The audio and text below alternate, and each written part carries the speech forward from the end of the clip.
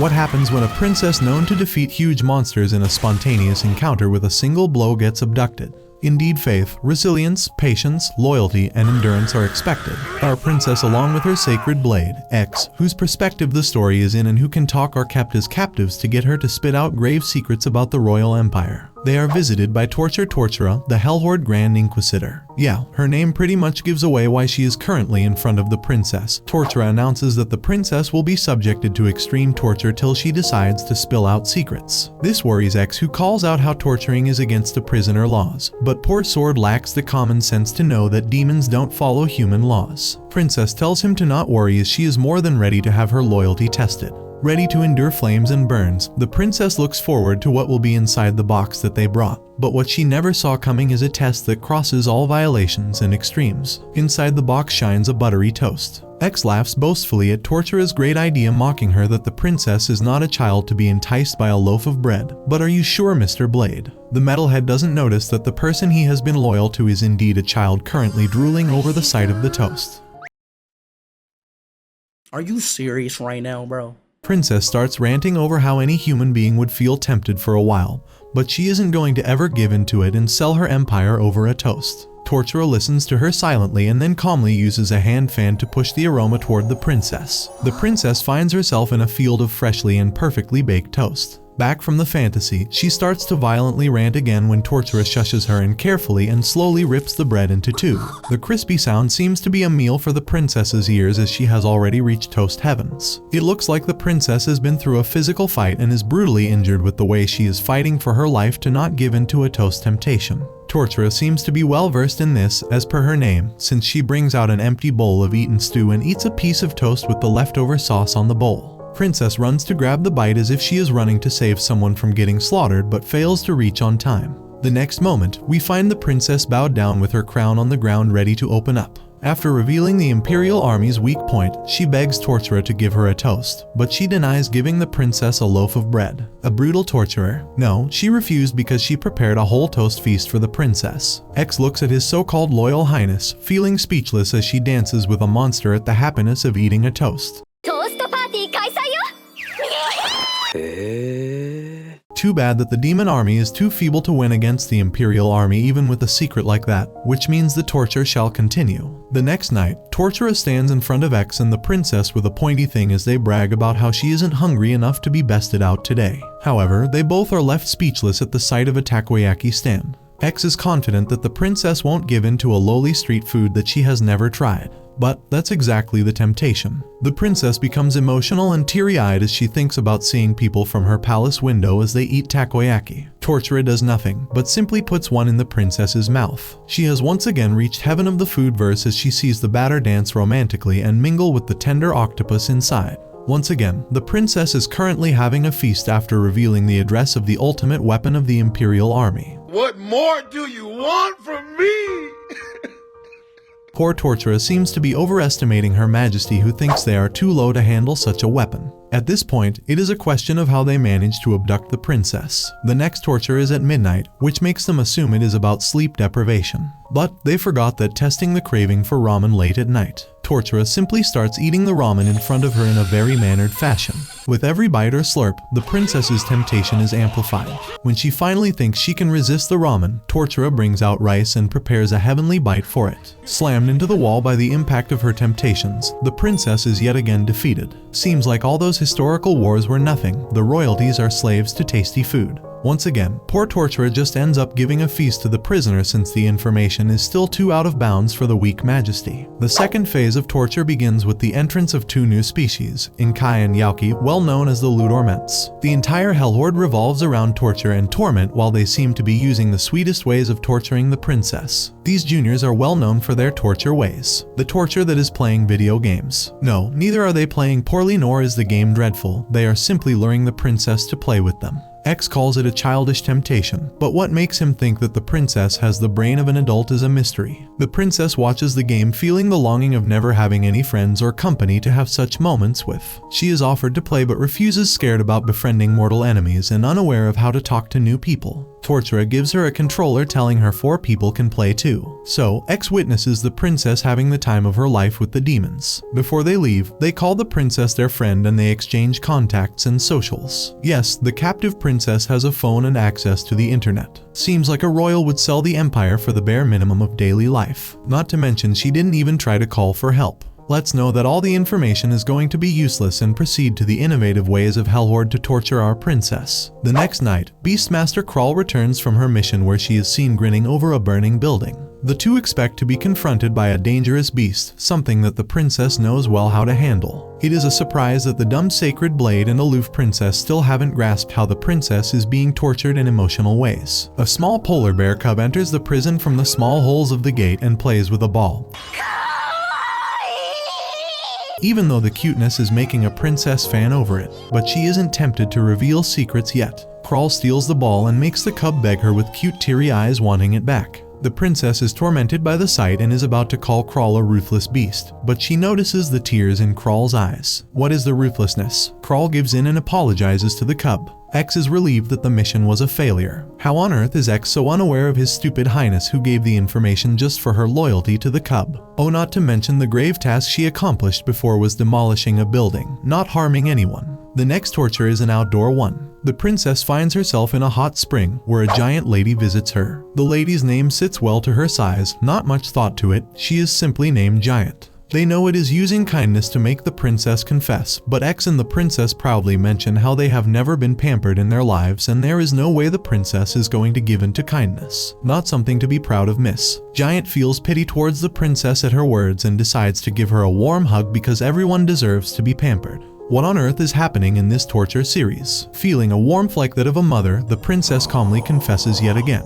In response, she is given spa treatment and massage where Tortura finds a new way to torture the princess. She buys Gorilla's March chocolate for the princess, ready to torture her for it. X once again dares to think he knows the princess well and exclaims how she has had such exquisite food that this local junk won't entice her. But the princess confesses to eating such food with her guard during her school days. However, the princess doesn't feel tempted when Tortura starts eating it in front of her. Bold of them to assume Tortura doesn't know the princess by heart. It seems like she knows the princess more than her mother. The princess starts feeling troubled that Tortura isn't looking at the cute pictures drawn on each biscuit and keeps eating them. It feels like she is beheading the gorillas without revealing their faces. So, by the last chip, the princess confesses and happily looks at the big-browed gorilla before munching on it. Looks like this royal brain was so treasured that they forgot to put it to use. A knight named Louch has finally appeared near the Hellhorn to save the tortured princess, yet kindness has left the job. Inkai and Yauki invite the princess to a trip to the amusement park. The princess worries that she won't be allowed to go, but the two tell her to try and talk to Tortura. The princess decides to keep a positive attitude that Tortura doesn't need to refuse. She seems to be forgetting the concept of prisoners and enemies. Tortura tells her she can go in exchange for another imperial secret. But this time X and the princess both are steadfast and refuse to do so. X tells her that the two also assumed it was part of the plan and didn't invite her out of genuineness. However, a text to the princess about them waiting for her at the entrance makes her emotional. While we still wonder why she is allowed a phone, the princess yet again confesses and goes on a friend's trip with her mortal enemies. It is becoming more of a vacation than an abduction at this point.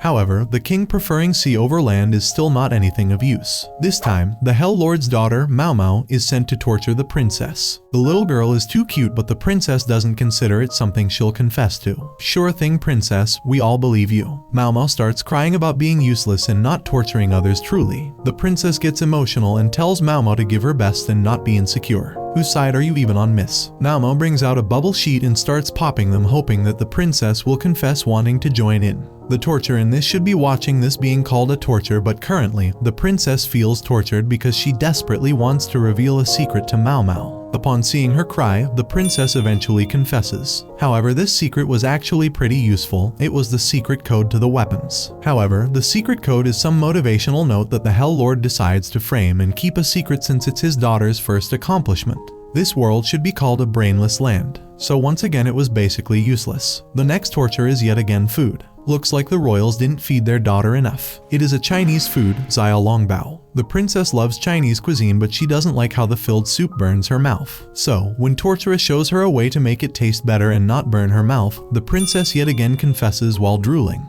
There should be an IQ test for the royalties too. This time the secret is usable, but the Hell Lord is not interested in the flimsy security on Sunday mornings because he watches the anime airing on Sundays. Ah, I see. You're a man of culture as well. Seeing the princess's brain, maybe if they casually offer a cuisine to the royals in exchange for the empire, they might agree. Meanwhile, while everyone is asleep, Louch, the knight in shiny armor, reaches the princess by casting a sleeping spell on the castle. The princess is excited to see the Prince Charming who came to save her, but it is a middle-aged man inside the armor. 現実だった。いえ、ごめんなさい。 Louch wants to cast the spell to teleport them back to the castle, but in order to do so, he needs the princess close to him. She acts cool, but when the grip gets stronger, the princess ends up slaughtering Louch, extending her stay in the luxurious torture. Yes, she accidentally slaughtered her only way of getting back home. Tortura is held accountable by the Hell Lord because she did not get any beneficial secrets out of the princess. This world is filled with the Lulu people, considering she got a lot of secrets, but the Demon Lord is just slow. Tortura is asked to torture the Hell Lord to see if she is suitable for the post of Grand Inquisitor. What she brings as torture is a can of beer. Hell Lord is impressed because he likes drinks, but he mentions how cheap canned beer is not something he'll be tempted by. Tortura begins showing how to pour the beer to give it an extra zing. She stretches the can as far from the glass as possible while pouring so foam fills up on the top of the glass. The process of watching the foam build up and how tempting it looks seems to be adding the taste to the beer along with its visuals. The castle starts shaking because the Hell Lord is shivering with temptation. He keeps trying to hold it back, but when Tortura mentions how the foam will disperse and the spark will be gone if not drank immediately, the Hell Lord gives in. The drink was so good that it made the Demon Lord purified by the exquisite taste of the beer, and with that, her job is saved. The next night when Tortura visits, X calmly mentions how the princess is going to confess either way. The princess seems to have gotten a hard blow at the lack of faith X has in her and tries to convince him that she will stay stronger, but there's no need. The torture is for X tonight by the weaponsmith Gilga. X reaches heaven as she begins to give him due services, but at his mention of still feeling no obligation, Gilga stops. X gives in eventually with the excuse that his health will help the princess as well. Both the culprits apologize for not being steadfast to the tortures and sleep as if it matters. The next night, Tortura brings Crawl back. After a girly meetup with two mortal enemies, Crawl brings a mad wolf to the prison. When everyone finally thinks there is going to be a fight, Crawl reveals the wolf's paws, mentioning how soft and fluffy they are and how good they smell. For once the princess doesn't feel tempted and the tables turn good enough that Crawl gets teary-eyed and begs the princess to try and lick the paws in exchange for a secret. Not to mention the secret is Tortura having her newborn niece as her wallpaper. The princess tries again and finally starts loving the smell and the feel. Today's accomplishment, introducing the princess to a whole new world. Everyone proceeds to have a paw party afterward. Oh, to be such a prisoner. Mao takes the princess to a park to record her while playing and is tempted to join in the amusement. The princess finds her cute but isn't tempted and shares with X how the royals were never supposed to play in parks with ordinary people, so she never felt accustomed to it. X is in the middle of feeling proud for his stupid highness when the princess gets emotional about in reality wanting to always play in the parks but missing out on this kind of life. So, the moment Mao invites her, she confesses. The other friends also join in and everyone has a beautiful day out with different games and activities. A vacation or torture? We'll never know. The princess had given the Royal Empire's security password for a few games, which would have been quite concerning if the Hell Lord wasn't more of a dumbhorde. The Hell Lord forgot where he put the paper that had the security password written on because he was too captivated by the video of his little girl having the time of her life in the park. The princess is taken to a river for her next torture, where she confidently assumes it is about playing in the river. She keeps mentioning not giving in, but the way she talks shows how much she wants to play in the river. When Tortura mentions the torture not being about playing in the river, the princess is dejected. More than that, poor X is dejected because of the princess's attitude. Tortura tells her the torture is about roasted marshmallows. The princess isn't fond of marshmallows, but everyone knows she is satisfied easier than a 1-year-old. The moment the brown shade of roast appears on the marshmallow, her patience is broken. Thinking she is going to succeed by eating one and showing resilience, she jumps and swallows one of the marshmallows. The next moment, the princess is bouncing around in Marshmallow Land. Back to reality, X has already settled for another spill, but when Tortura offers another marshmallow for a secret, the princess offers to give 4 secrets for 4 more. Tortura seems to be a professional torturer for only taking 1 secret in exchange for as many marshmallows. After this, the princess is permitted to play in the river, but the debrief with the Hell Lord gets Tortura the tough call of getting another secret out of the princess on the same day. Tortura gets dejected at the thought of 2 tortures in one day for the poor girl, thinking her body won't be able to take it. It seems like we're missing some details here. X overhears the conversation and proceeds to narrate to the princess why Tortura looks so sad. Meanwhile, the princess wonders where X's ears are to overhear her conversation. Yeah, that's what's weird in your talking sword princess. The princess also shudders over the thought of two tortures while X observes her, wondering what kind of straining efforts is she being put into. Not to mention the two of them worrying about how sweet Tortura is to get sad not wanting to torture the princess twice in a single day. Yeah, because that's not what her entire existence is about. Being an angel to everyone except her state, she casually slips up a secret that the king likes to wear briefs. $1 million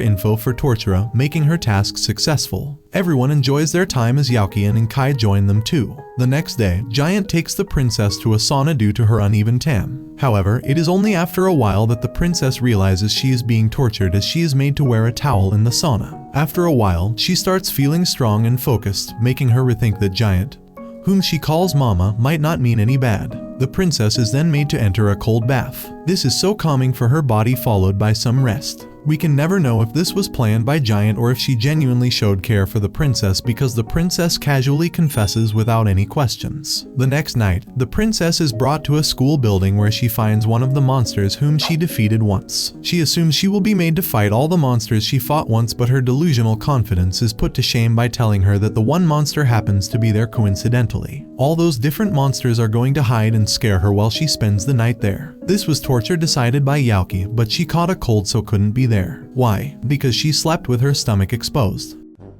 Are you kidding me?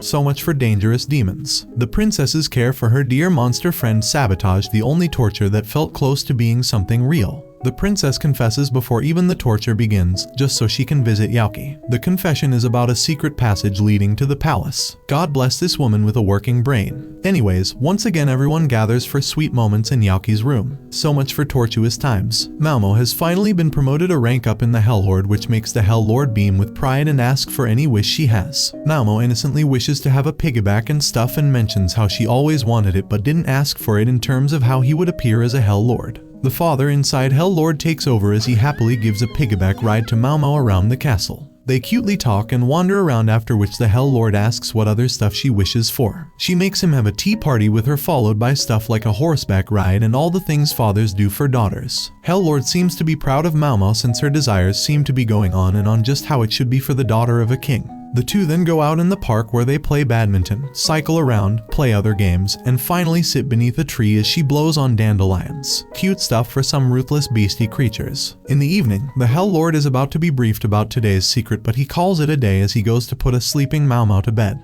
He looks at a cute picture she drew of the two with the message for him to work hard, smiles, puts it back, and leaves. Well, the Hell Lord forgot to implement what was written on the paper, since the back of the paper had the passcode that was previously given by the princess, and he didn't bother looking for it even once. I'm starting to think everyone in this series is just dumb. The princess and X are playing some word game in which the princess wins and X praises her. She starts boasting about her high-level education and her advanced vocabulary, but what high level was this to not know what to give away secrets for? But a loyal prisoner she is. Tortura comes in with the next torture and picks up a steaming hot iron rod. It begins to seem like a real deal at this point, and X is about to show confidence in the princess, but stops, seeing her shivering. The princess tries to pretend she is all good at the sight of the next torture, but her words don't match her expressions. Her body is shaking with fear of death in her eyes, making X wonder if she has lost her strength in this long captivity. Tortura explains that the torture is some special cheese that she will melt with this rod. Now that's some normal torture. Instead of sighing, the princess starts wailing in relief as she thinks she might die. She then calms down and prepares herself to resist, as if that has ever worked against food and cute stuff. As the cheese starts melting, her eyes start widening and drool starts increasing as per the dumb face-o-meter X has about her expressions. Well, yes, she confessed again. Moving on, the next day is health checkup day for all the prisoners and the castle mates as per the Hell Lord's commands. Such a hospitable tormentor he is. Gotta visit him sometime. Tortura says that they are going to run a few tests on her, so she wants a blood sample. However, the mighty princess turns out to be scared of needles. At this point, all the stories about her courage seem made up. But she does have a point when she says it is fine when you get a paper cut, but you get extra cautious when someone asks you to purposefully get a paper cut. However, this doesn't make up for the fact she offered to join the Demon Lord army instead of taking the needle. Not to mention, soon as she arrived with the needle, the princess said she'll talk, even though it wasn't even for torture this time. Seeing the princess rolling on the floor childishly, as if this is the only childish thing coming from her, Tortura tries to relieve her that she used to be a nurse, but it isn't enough. She then offers to use anesthesia on the site, but only in exchange for a secret. Even before she can complete the sentence, the princess tells them that they keep the treasures on the east side of the palace. Tortura got out a secret without even trying this time.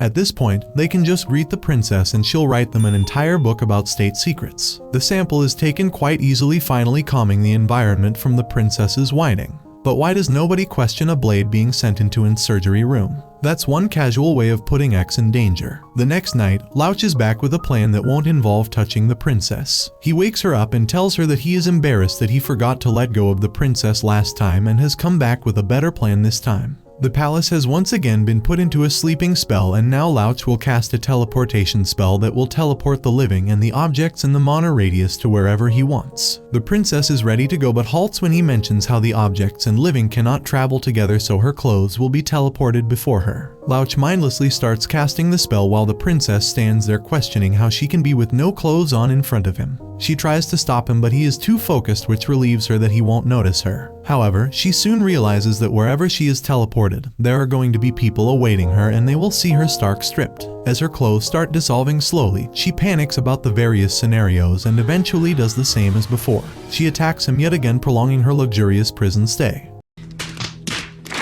The next day, Tortura gives her a change of clothes, wondering how she tore them so badly in sleep. What's concerning is how Mr. Sacred Blade didn't wake up once in those two scenarios, not even when he was used to push Louch away. Talk about the perfect hopeless duo. The princess is surrounded by two cats, Callie and Snowball, at the courtesy of none other than Crawl. The princess is so lost in their cuteness that she is randomly about to share a secret till X stops her. At X's mock of her giving into cuteness, she decides that she isn't going to do so today. Well, she does that every day. Where are the surprises? However, Crawl has come up with an innovation. Snowball likes to sleep in laps, and the princess has been sitting upright since the time Snowball fell asleep, and now her legs are numb. The only way to move is to wake Snowball up, and that is barbaric for the princess for some reason. The princess is ready to show resilience, and she might have endured it if it wasn't for Callie rubbing on her feet. So yeah, she confessed again and then played with the cats. It becomes to the point you realize she rather snitch on her kingdom than to wake up some random cats. Tortura gets to know that the Hell Lord has called it a day earlier because he needs to be there on time for Mau Mau's field day, so she decides to go and cheer for Mau Mau. Oh, and also take the princess along because she is the royal guest. The next day, the princess and X prepare to cheer for Mau Mau while Yaoki and Inkai cheer for Inkai's little brother Insuk.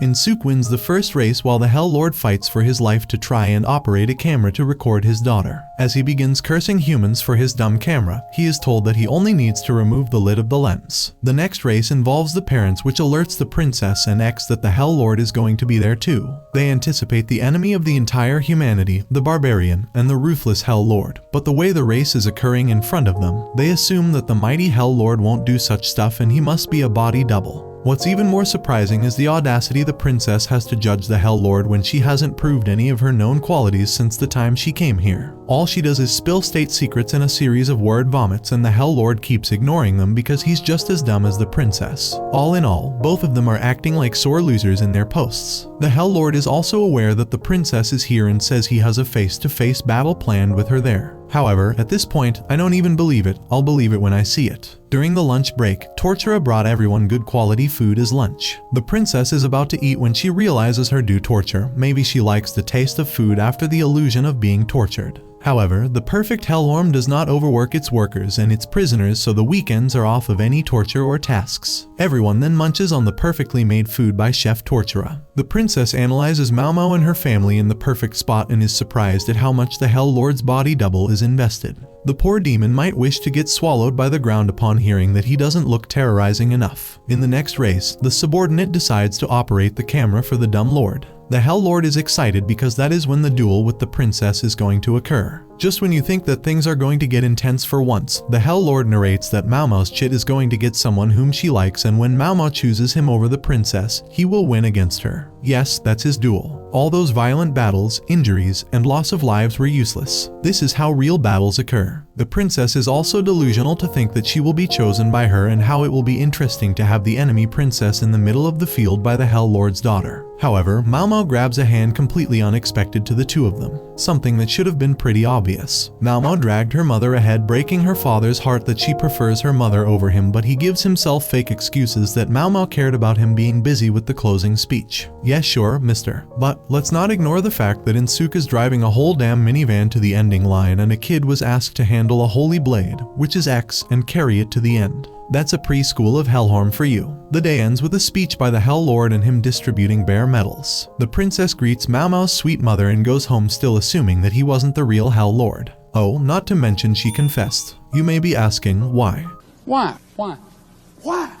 Why? Why? We don't know either. Yaoki and Inkai are seen as students for the first and probably the last time as they think about what job they are interested in afterward. Inkai is a little anxious due to her introverted nature, but after a great thought, she decides to become a torturer. Yeah, none of us saw that coming. Yaoki is still confused when Inkai is about to ask her to become a torturer with her, since they have always been a duo. However, being a sweet demon, she stops before saying so, since she wants Yaoki to do what she actually loves and doesn't want her decision to be manipulated. Yaoki gives it some thought and decides that she will become a torturer too, because what she loves is being friends with Inkai, so she is going to be with her ahead too. Great moments of friendship were witnessed right there. The two of them appear in the promotion exams to become Hell Marshals, and what they do is sing a song about not crying when you are shoved and constantly shoving each other's butts. Not gonna lie, witnessing this can indeed count as torture. However, the Hell Lord sweetly fails them, so for help, they don't go to a fellow torturer or torturer like they should have. They decide to go to a prisoner to ask her how they can pass. The princess is also more than willing to help. Why? Because they may be her enemies, but they are also her friends. 10 points for the passion, minus 100 for the logic. The princess encourages them to find out the weak points of their enemies and use them to torture them enemy. The two of them think about what to use against the Hell Lord and come up with a conclusion. Funnily, they are allowed to give promotional exams at any time by requesting the Hell Lord. The Hell Lord stares at them blankly, questioning why the two of them came up with the same torture, assuming this time he will pass them. But the next cue brings Mao Mao to join in their weird shoving and singing. This gets the Hell Lord on the edge of his seat, and the girls tell him he can only join in if he reveals a secret to them. The Hell Lord exclaims how he loves the opening song before the last battle in an anime. He then happily joins in the weird thing they are doing. One hell of a Hell Lord he is. The princess wanders around with Ms. Giant, whom she calls Master Mama because she is that stupid. After a refreshing bath, the two go on a walk for ice cream. Giant tells her how fun walking is, but the Royal Highness doesn't have the leisure of walking freely. The two take a different route and walk to the store while talking about stars and engaging in sweet conversations. Not to mention the princess had already caved in for the two previous tortures. Coming to the next one, Harm Marshal Vanilla Peshutz, the well-known vampire, has volunteered for this one. She believes that torture needs to be something that terrorizes a person, makes them scared, trembling, and fearing for their life. Hence, she takes the princess on a roller coaster ride. However, the princess is excited for the ride, and when Tortura asks Vanilla to tag along to get her to spill the secret mid-ride, we get to know that the torturer is going to become the tortured one. As the ride begins, Vanilla starts spilling her secret while crying for her life. Before the next fall, the princess holds her hand, making it easier for her. Coming down, Vanilla allows the princess to get any secret out of her since she lost. The kind and humble princess decides that she wants to spend the rest of the day enjoying Vanilla. It might be the first time that the princess didn't confess. However, that doesn't remove the fact that instead of getting intel on the demons, she asked about the rides. Tortura is out on a business trip, which gives the princess freedom from the day's torture, making her leisurely enjoy scrolling on her phone. It's still the fact she hasn't thought about calling for help when she has access to the internet.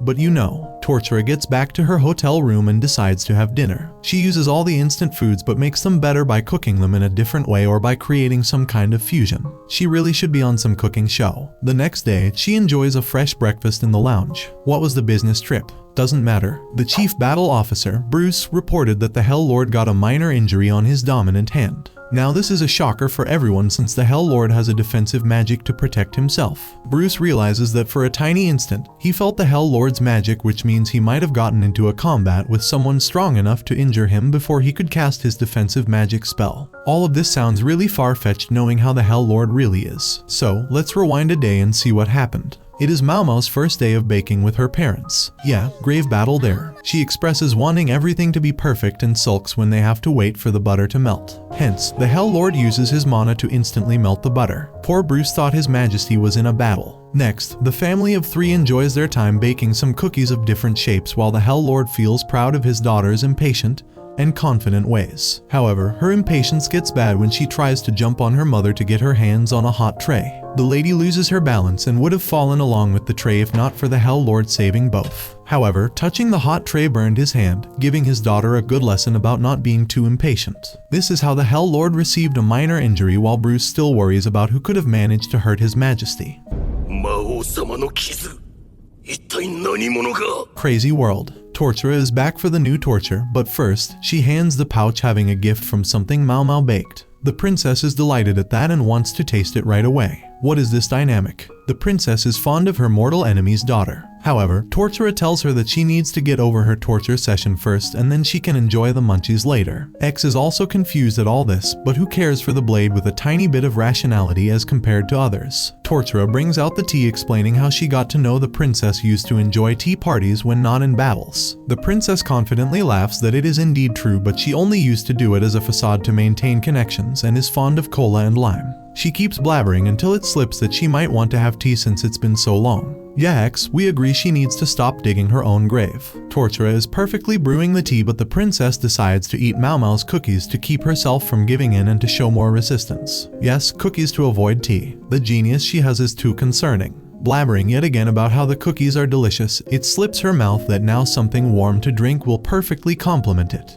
The princess assumes that the barbarian Tortura had it planned all along, which isn't true. Tortura wasn't aware that the pouch had cookies, so as X said, this self-driving vehicle drove herself to a ditch without any aid. Once again denying that those tea parties weren't by heart, she reminisces the moments and realizes that she loves tea. So yeah, she confessed. The secret she confessed this time was a mysterious treasure buried under the royal cemetery, learning they can get past the kingdom defenses if they take action. However, the demon lord says it isn't nice to defill graves. I'm honestly starting to think the humans may be more of the demons than the actual demons. Moving on from the tea party, Vanilla visits again the next night for the new torture, but the young girl getting excited that the princess remembers her is enough to show how she is a fan of the enemy. The torture she brought upon is a cake. She expects that if the cake alone isn't enough of a temptation, the princess will be begging on her knees once she gets to know that the mighty Vanilla Peshuts made it on her own. However, before revealing this, X starts insulting the sloppy frosting and the weird-looking topping. Vanilla, who clearly wants to impress the princess, dives into deep insecurity, but her eyes widen when the princess starts praising the cake, noticing that the details of messiness show the intent of wanting the person to enjoy this cake. She also noticed that the weird-looking topping was a penguin. Vanilla breaks down at the appraisal of her efforts and asks the princess to enjoy the cake without any confession. She seems to be the only one losing here, but how much the little girl looks up to the funny dumb princess is very clear. Too bad she is going to be reprimanded for failing 2 consecutive torture sessions as a hell marshal. The next torture is at a beach. The princess has to compete against Inkai and Yaoki in a beach sword battle. The rules are simple. Whosoever's balloon on the head pops first loses. If the princess wins, she will be granted whatever she asks for, even her freedom. A long shot by Tortura though, because the princess is confident about it because it is a sword-related thing, and for once we can trust her words. Inkai and Yaoki are also confident as they are the undefeated champions of beach sword battles in various tournaments. Seems like they do everything except for what they are supposed to do. Inkai and Yaoki run forward with great tactics that could confuse and fool others, but right when they near the princess, Inkai is brutally defeated already. Inkai is surprised that she really is the commander of her army. Now it may sound offensive to the princess, but she never showed any commanding and resilient traits like that of a battle commander. The princess shares the perfect anecdote where her knight gave her sword training. The training involved circling the sword and then running to touch the tree. Whoever wins gets the knight's desserts. Yep, she thought it was a good story to show how well she had been taught. Yaoki is left alone, but she calls out the rules being popping the balloon and not necessarily using a sword for that. Yeah, not like the game is literally called Beach Sword Battle. Yaoki brings out a water bazooka that shoots 45 water bombs at once. But it doesn't matter. You can't even see the princess's hand moving as she dodges all those. It is nice to see her show some skills for once. Tortura is tortured knowing she misjudged the scenario and needs to do something about it. Her alter egos, the devil, the politician, the writer, the revolutionist, and everyone tell her she needs to do something about the situation even if she sets the rules that the opponents will only be in Kai and Yaoki. So, just before Yaoki is about to get defeated, Tortura brings a lot of opponents including Giant, Mad Wolf, Mad Kaiser, Mau Mau, Crawl, and everyone else. The princess gets excited and starts dodging everyone. When Mad Wolf pops Yaoki's balloon, the game turns from being against the princess to being all against all. Everyone starts chasing each other around and trying to pop the balloons, forgetting the torture and the main aim of the game. The princess walks back to her cell at night with her balloon still intact and sleeps after getting tired from a long day of fun, conveniently forgetting she could have gotten her freedom from this game, and she did win too. The same night, Louch is back. This time he is confident that he won't repeat the same mistakes and will save the princess. However, with Lightning, the Hell Lord stands behind him, questioning what he is doing here. Louch gets cautious and starts attacking the Hell Lord. He keeps attacking in vain since the Hell Lord stands there perfectly fine, constantly questioning if he is lost, how is a human here, and how he heard Louch when he was coming back from the release of an actor. Louch assumes that the release thing is some code word since no demon would be interested in the release of actors. Bro doesn't know the reality of Hellhorn yet. Cherry on top is that he doesn't know that he is standing in front of the Hell Lord. Louch throws a huge attack, but of course, the Hell Lord is not affected by it. However, the impact caused the edge of the cliff to weaken and break, the edge that Louch was standing on. The Dumbo White Knight is about to die when the Hell Lord saves him. Louch questions the reason, so Hell Lord tells him that his life matters as much. What a considerate devil. Moreover, the Hell Lord noticed the emblem from the Mobile Cavalry Soul Cross anime on Louch's armor. The Hell Lord has the same emblem, and since no one else ever noticed this on Louch's armor before, he gets excited too. The two of them bond over their liking for animes, and Louch tells himself that not all demons are his enemies, and he should keep in mind that only the Hell Lord and his army are the real monsters he needs to fight. Boy, are you mistaken. Louch goes back saying that he will visit some other time. The night goes happily for the Hell Lord since he also made a new friend. Vanilla is playing memory games with cards in her room as she thinks about how good she is at this game and how she doesn't need any friends to play this specific game. It is clear how much she wants friends, and of course, the social butterfly princess is who comes up in her mind at the thought of friendship. The next night, Vanilla reaches the prison cell with the excuse of torturing the princess into being tempted to play cards with her. The princess had played cards a lot during her training, but she wasn't tempted. However, it soon becomes clear that Vanilla wants that and needs a friend. Being a nice girl, the princess shares the secret that she also used to pretend that she didn't need friends, especially after being betrayed by one. However, she soon realized that she also wanted friends. This gets Vanilla emotional as she accepts her need too, and the two then play cards. The Hell Lord gets to know the secret and is glad that the princess got to make friends, of course, because he did too. This time Crawl brings a dog to lure the princess. The princess is confident that Crawl herself made her a cat person, so this is not going to work. It is embarrassing to see the confidence the princess still has in herself after being a constant failure since her abduction. However, when Crawl makes her play fetch with the dog, she starts finding it cute, and it gets harder to resist when she has to see the cute puppy eyes begging for more play and the dog lying and expecting belly rubs. The obnoxious comments about not getting too attached to animals during their expeditions soon turn sad because she actually always wanted to get attached to them.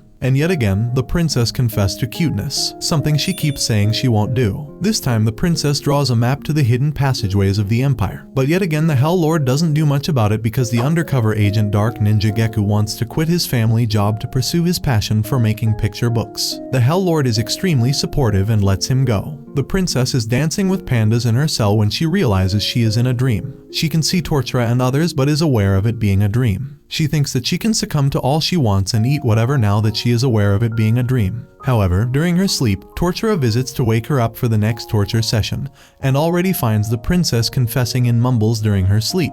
She should have weighed her sleep talking when succumbing to sleep. X is panicked and Tortura is confused, but when the princess praises X and expresses her liking for Tortura in her sleep, they both calm down and move on. Late at night, the princess wakes up and realizes there was no torture session. She confidently snarks that she won this time and went a day without confessing. I think she is the Royal Highness to the Empire of Embarrassment. That night, the researchers lost control over a spell resulting in everyone in the Hellhorn becoming a child. When Tortura visits the next day, the princess is confident that she is not losing to a child. Yeah, she never lost to Mau Mau. Tortura was allowed a day off, but she wanted to test how capable she was of torture as a kid. The princess is amazed at her passion and expresses her support by saying she will make sure to give in.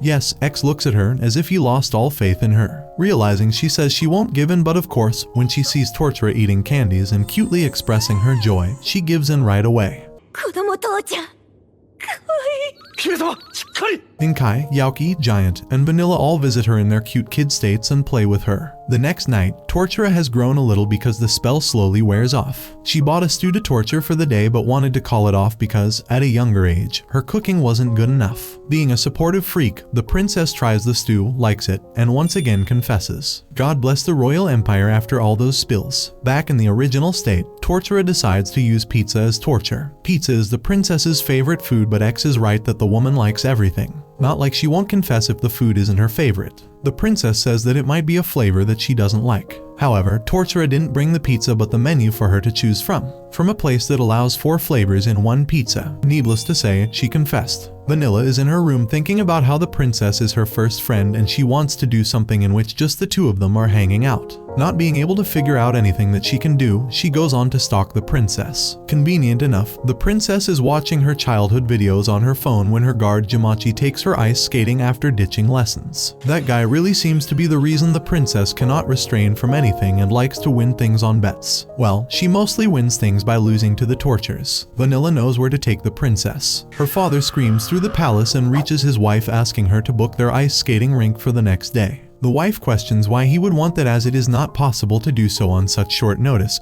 but he tells her that it is because of the words of their daughter. He tells his wife with extreme shock and pale face, of course because he is a vampire, that Vanilla wants to hang out with her first ever friend on the rink. Now if you think the father is being dramatic, think again because Vanilla's mother throws her cup away and runs maniacally to get the ice rink booked no matter how much loss they face. Vanilla chooses her best dress and reaches the rink only for the princess to assume it is a part of the torture sessions. Vanilla wants to deny it but doesn't dare to do so. She dejectedly enters the rink to tempt the princess to follow her too. However, the desperation to hang out with the princess made her forget that she didn't know how to skate. She loses her balance and regrets not being able to tell the princess that she wanted a simple hangout, and braces herself for the cold hard impact of the ice. However, the princess hurriedly gets on the rink and swiftly saves her. Talk about a heroic save. This also means that the princess has lost the bet. Vanilla starts crying but still chokes before saying that this wasn't a part of the torture. The princess for once figures something out, and just to make her feel better by telling a secret about Imperials being good at ice skating.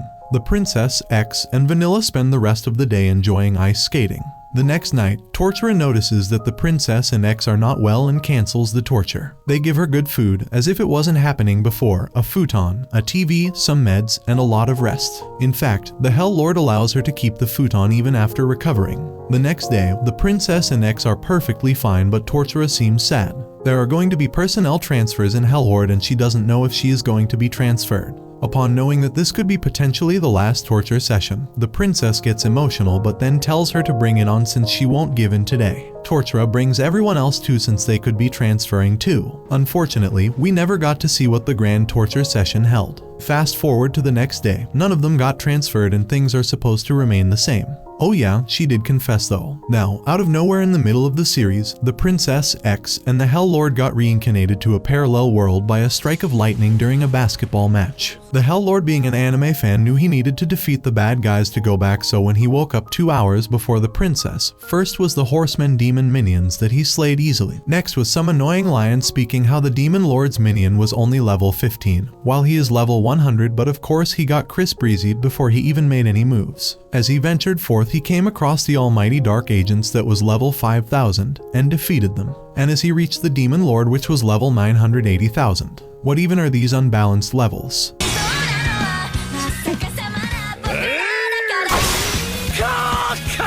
He casually removed the calamity from that world in 2 hours, clearing their goal to go back to their own world.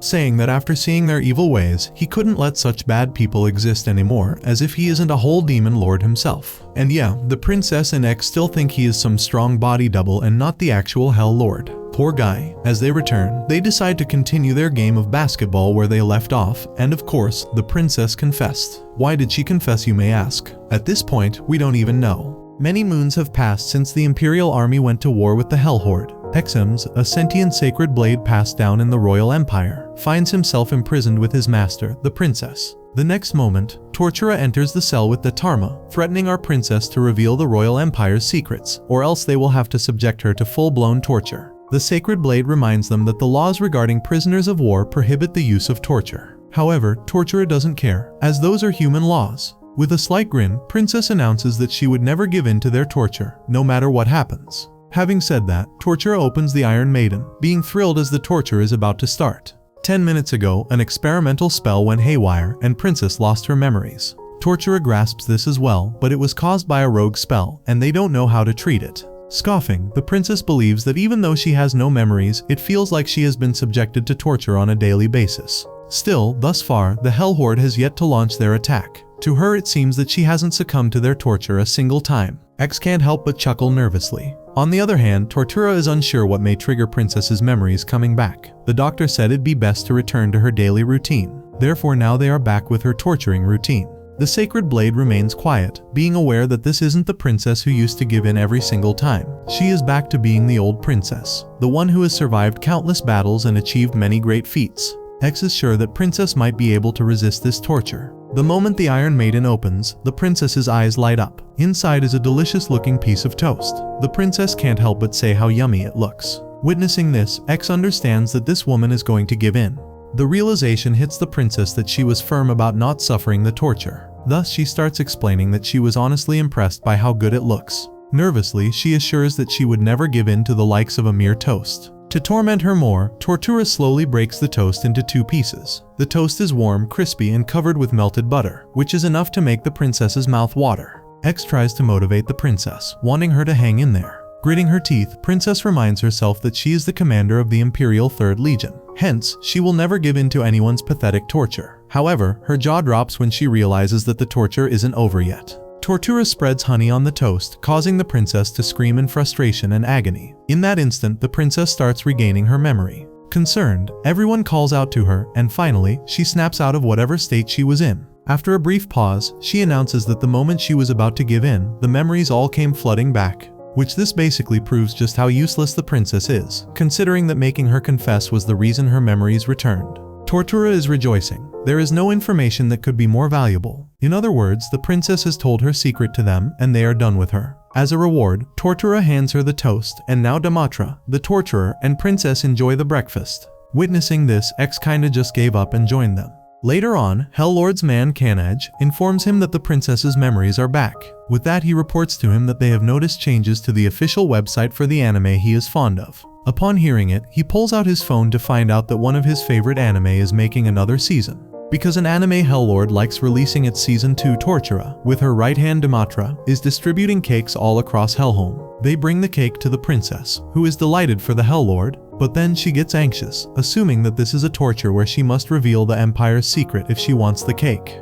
However, Tortura clarifies that this isn't torture, and the cake is actually to celebrate, which she just accepts, because at this point, why question food from the Demon Lord himself? After setting the table, Tortura places candles on the cake, and the princess wants to blow out the candles. Yet Tortura demands to know an imperial secret if she wishes to blow out the candles. With a smirk, she makes it clear that the cake isn't torture. The cake itself, that is. Instantly, she lights up the candles and starts singing. Panic slashes across the princess's face as she is aware that she will miss the chance to blow out the candles if she doesn't yield to the torture, before Tortura stops singing. At the same time, X motivates his master, assuring her that she needs to bear this until the song ends. He admits that it must pain her, all things come to an end, though she is mentally losing it at this point. Even so, the princess grits her teeth and keeps up with her trembling body, due to the fact that just a little longer, and she will reign victorious. The song ends, and the princess is on cloud 9. She actually endured it for the first time in forever, or so she thought. She forgot that the candles don't get blown out until the song's over. There was no point in enduring it while the torturer was singing.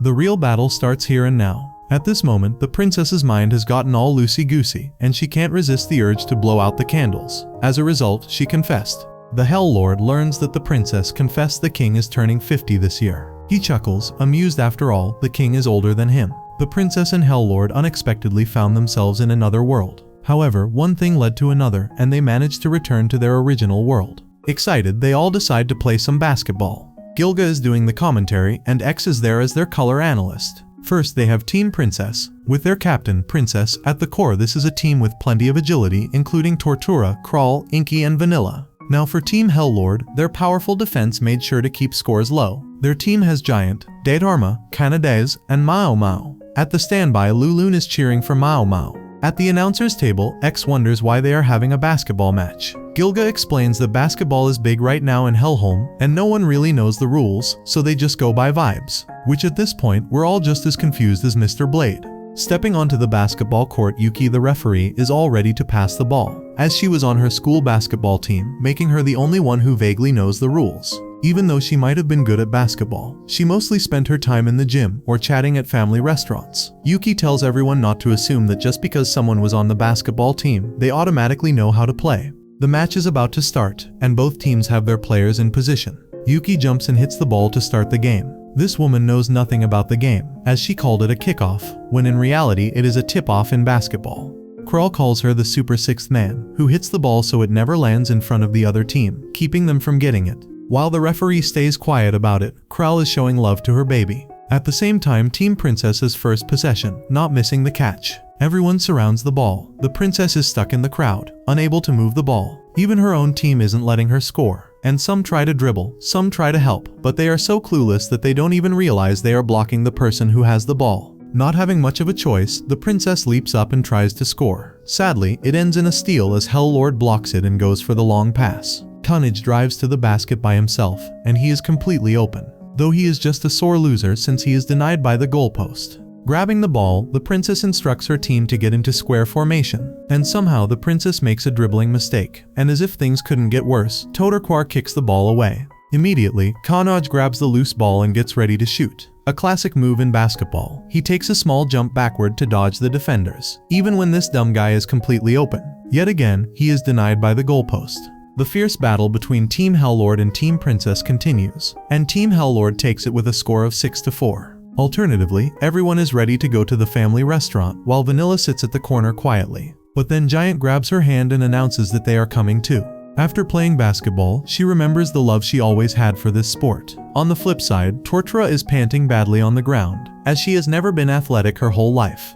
Witnessing this, Princess assumes that maybe Tortura will be good for today's torture in that sorry state. Without hesitating, the torturer refuses. Just like that, the torture went as planned, and the princess confessed all Reddit and they all went to a family restaurant. Sometime later in the cell, the princess is sure that she won't yield to today's torture due to the fact that she spent the whole day taking action to prepare for the torture. The princess visualized it all in her head, running mental simulations to hone her techniques and tactics. At her advanced skill level, it provides almost as much experience as the real thing. At lunchtime, the princess imagines countering Tortura's food announcements with random thoughts, from the queen's fruit preferences to hidden sacred blades and her sister's favorite activities, which indeed she wasn't imagining. She said it all out loud, which means she already confessed. Ignoring all of it, Princess announces that if she gives in today, she will get on her knees and beg Gilga to perform maintenance on X, and she will even give up her futon and go to sleep in a formal seizure posture. In the end, with absolutely no time wasted, her words backfire, and yeah, she confessed.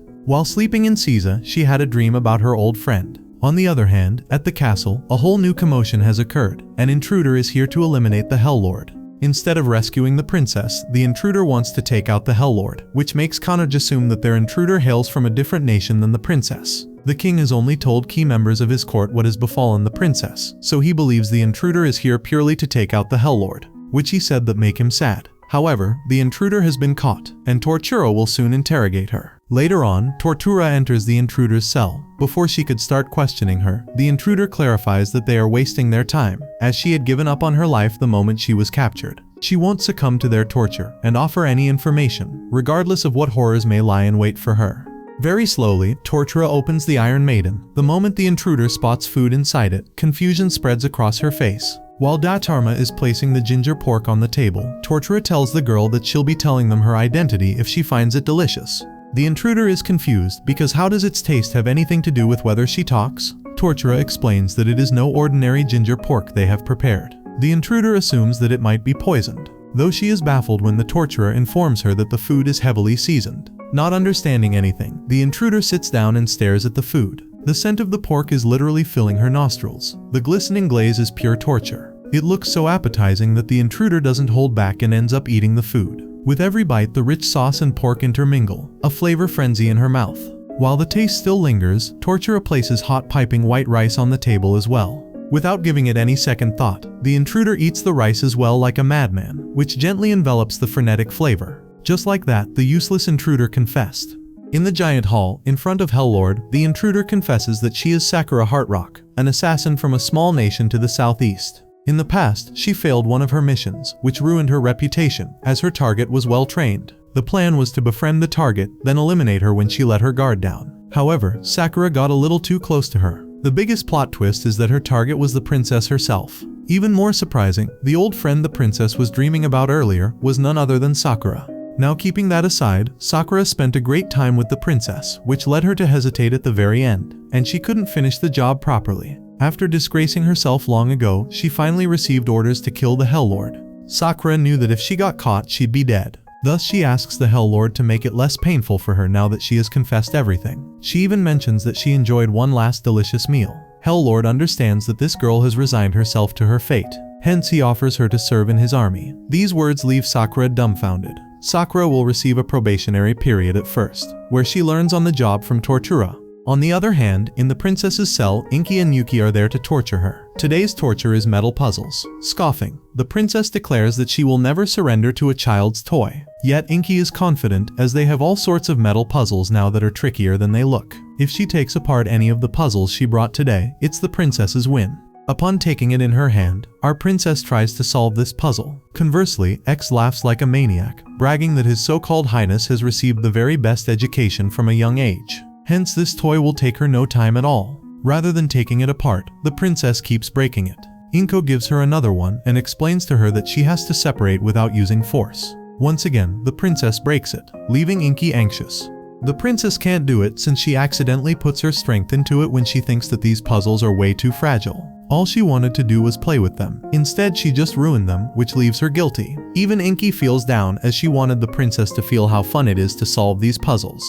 Abruptly, Gilga enters the cell, announcing that in this case, they just need to make a puzzle that can withstand her strength. That day marked the start of Inky and Gilga's quest to make a metal puzzle. In search of a metal that could withstand the princess's mighty power, they ventured underground day after day, mining for ore. Forged with Gilga's masterful technique, the first prototype of their special princess-resistant metal puzzle was ready, but unfortunately it failed. The days passed with repeated attempts and failures. Through repeated setbacks, Inky found the strength to go on, thanks to the bond with her comrades, and at last the moment arrived. They finally made a metal puzzle that doesn't break at all. A few days later, Inky, Gilga, and Yuki are back in the cell for the torture with the metal puzzles. Curious, the princess grabs it and starts pulling the metal pieces apart, so focused that she forgets everything else. When she is unable to break it, she puts such an immense amount of energy into it. Yet it doesn't break, leaving everyone stunned. Annoyed and frustrated, she starts punching it and even grabs X, unleashing the royal flash technique. Which makes us all question, if she had all this power all along, why is the slow princess even still a captive?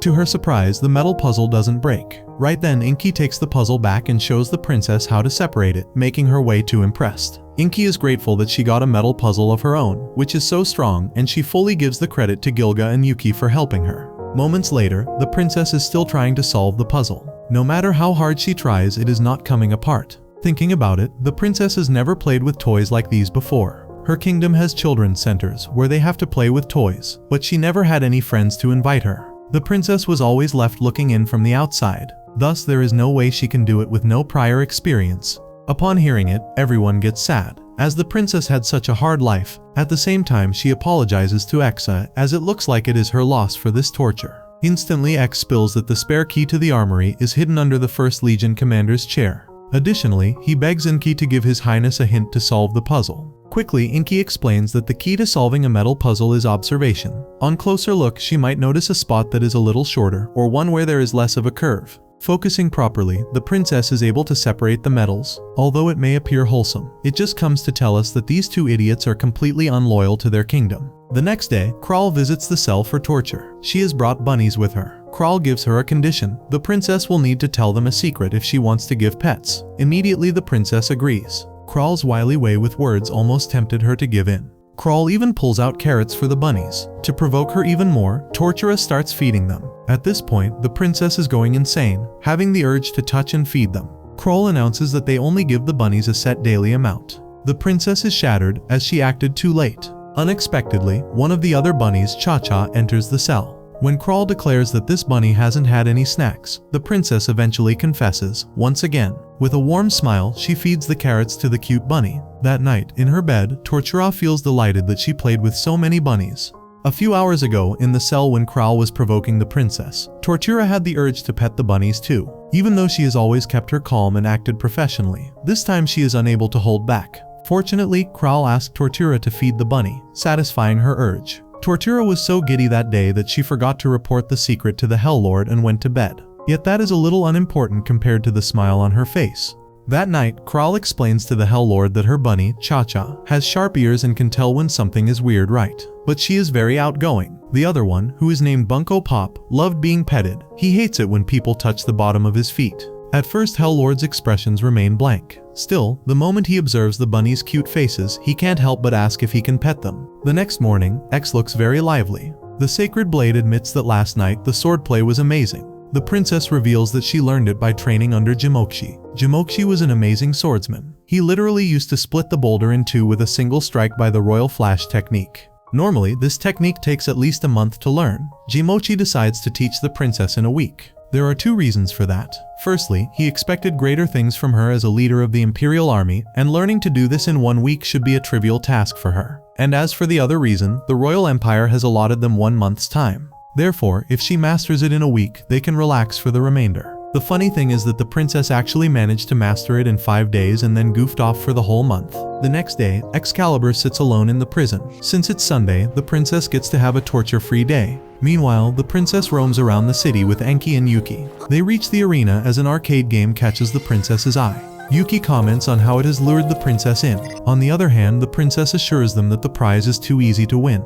Giving in, Yuki asks Enki to look into the machine. Enki activates her powers and X-rays the whole machine, calculating the distance of the hook from the snacks, while the princess keeps staring at the snacks with her hungry gaze. After a while, Enki concludes that the game is a waste of money with untasty snacks and suggests that the princess should go do something else. On the other hand, the princess turns towards them with a dopey look in her eyes, stating that she wanted to share the snacks with them because this is the only vending machine with large snack packets. Both of the demons give in to her generosity, making it their goal to succeed in this mission. The princess puts the coin in and starts operating the machine's hook, while Enki guides her with the position. Suddenly, she tells her to stop the hook over the snack. The three of them hover over the glass machine as the princess presses the button. The hook grabs the snack and the three of them hold their breaths. But soon enough, the snack falls down as the three of them yell out a disappointed scream. Suddenly, the princess remembers something and asks about Torture's whereabouts. Yuki informs her that she had gone for lunch with the newly hired girl. Torture and Sakura finish their bowls of soup, letting out a satisfied sigh and start moving on. Sakura asks if she regularly checks out restaurants for her torture research. The other girl proudly nods as Sakura admits that it is real education from her side. Sakura then asks who is the person she is currently torturing. Torture smiles, adding that it is confidential information, but she will tell once Sakura has done her training, and adds how her current target often wanders around with hellhounds, so she might have caught a glimpse of them before. Sakura wonders who this target could be, but letting someone be captured by Hellhorde would harm Torture's reputation. They reach another store, and Torture adds how she wanted to taste more restaurants, but she is feeling far too full after just 10 stops, and she could not enjoy eating any more than this. Sakura greedily adds that she hasn't felt this full in ages since happiness is truly evident on a full stomach. Something glints in Torture's eyes as she gets a new idea to torture the princess, realizing that taking away her food could be the best torture yet. Sakura adds that she once heard the saying that hunger is the best spice. Torture lets out a sinister smile, already thinking how to execute her new plan. The next day, the cook gnomes ask in despair if her idea is raising the odds of torturing by leaving the princess hungry. Torture stands stiffly, saying that this is her best idea yet. The gnomes point towards the hungry princess, telling Torture to look at her and how she has been waiting for her breakfast and that it is making her drool a little. They let out a sad whimper, but that did not shake Torture in any way. The wife gnome points out again, saying that the princess looked excited, but now she is looking confused, trying to find her breakfast. Torture leans in to look at the princess, looking all over her food. The husband gnome lets out a yell again, saying that the princess is looking sad and now she is in complete distress. Torture notices the evident changes in her mood as the gnomes keep yelling how the princess is looking completely dejected. Both of the cooks admit that they are powerless before Torture. Suddenly a sad growl erupts from the hungry princess's stomach, which finally moves Torture's heart as she quickly orders the gnomes to quickly cook something for the princess. The cooks happily run towards the kitchen to make something for her, while Torture thinks that she was worried about her technique going well but completely forgot about something important. The gnomes quickly brought breakfast for the princess as the smile returns on her sad face, and Torture realizes that the real reward is a smile on the target's face. The princess quickly starts digging into the feast, saying that the breakfast is yummier than usual, and Torture remembers how Sakura told her that hunger is the best spice. Kandage informs the Hell Lord about the newest confession from the princess about today's torture, and it seems that she has a sister 3 years younger than her. The Hell Lord points out how he is also 3 years younger than his older brother, and adds how he feels kinship with her now. The next day, the princess showers along with the giant in the hot spring, and points out how her shoulders have been feeling stiff these days. The giant asks if everything is okay. The princess answers that she was sure that she was in good health, since she is used to physical training. Then she realizes that it's the grueling torture eating away her body. Excalibur quietly thinks how they both have very different meanings for grueling torture. The princess remembers playing games on her screen all day. The giant suggests that maybe her eyes are strained. The princess asks if that is the case, then why are her shoulders stiff as well? The giant exclaims that tired eyes lead to sore shoulders as well, and offers to give her a head spa treatment. Now the princess lays face up in a sink, thinking that the spa sounded fancy, but the giant is only shampooing. Suddenly she starts feeling so good that she thinks she went up to heaven and came back. The giant starts to massage her head, then the princess starts to feel ticklish all over her body and exclaims that the water is neither hot nor cold, it's almost pleasant. The giant then applies pressure on her pressure points that will relieve her, and the princess keeps making the comfy face. Excalibur keeps exclaiming to the princess to not make the comfy face that much, before it's too late, but the giant had other plans. The giant gives a massage for stiff necks and sore shoulders that makes the princess make the comfy face, and the meter hits. Excalibur screams to not give her this much comfort. At one point the princess feels too relaxed and starts to feel her blood pressure flowing. She suddenly gets up and exclaims that she is now ready to fight the Hell Lord, and there is no way she will give in for today's torture. Excalibur also adds that for a second it was worried, but now the Hell Horde doesn't stand a chance. When Yo-chan and Ichan are passing by, they see the princess. Ichan says excitedly that the princess looks more energetic than usual. The princess exclaims that she is full of energy. The princess asks the girls if the giant gave them the massage. Yo-chan adds that it felt amazing. Felt so amazing that the princess confessed before anyone even asked her anything. もう二度と拷問に屈することは姫様! When Kandage claims to the Hell Horde that their prince didn't like the Sancho pepper, the Hell Horde starts laughing, saying that he likes its delectable flavor. In fact, he loves it so much that he adds a lot of it and then starts to laugh again. When Kandage worriedly asks what he does when he overdoes it, the Hell Horde replies that he just grins and bears it as it is. Meanwhile, inside the torture cell, Mao Mao arrives to torture the princess. When Excalibur asks the princess why she is so excited about torture, Excalibur realizes that the princess's old enthusiasm is back, and she won't fold easily this time.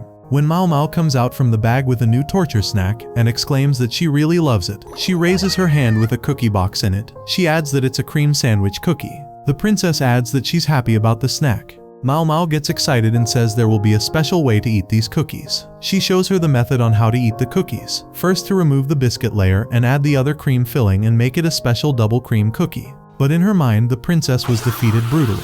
The princess never expected such hard-hitting torture from Mao Mao, as her usual tortures are cute, lacking bite like always. She was completely caught off guard by Mao Mao. Her legs were shivering as she was about to be completely defeated by the torture. Excalibur exclaims in worry that she has taken so much damage, but she can't give up now. But suddenly, the princess hears something like a waterfall flowing. When Mao Mao says milk always goes well with cookies, and in a second the princess is attacked again by Mao Mao, as hard as the roar of a dragon. Excalibur worriedly cries out how the princess has yet again taken the damage. Perfect torture unleashed by Mao Mao-chan. Was it the growth-bearing fruit, or she liked the snack? Both seem like coincidence. However, this leads the princess to surrender to this unbearable torture. Upon total surrender, the princess manages to say these words only. She looks sad in the eyes as she goes to hold Mao Mao's small hands. Tears dripping from her eyes, she exclaims and thanks Mao Mao for being born in this world. The Hell Horde drops a tear from his eye as he couldn't believe how fast they grow up.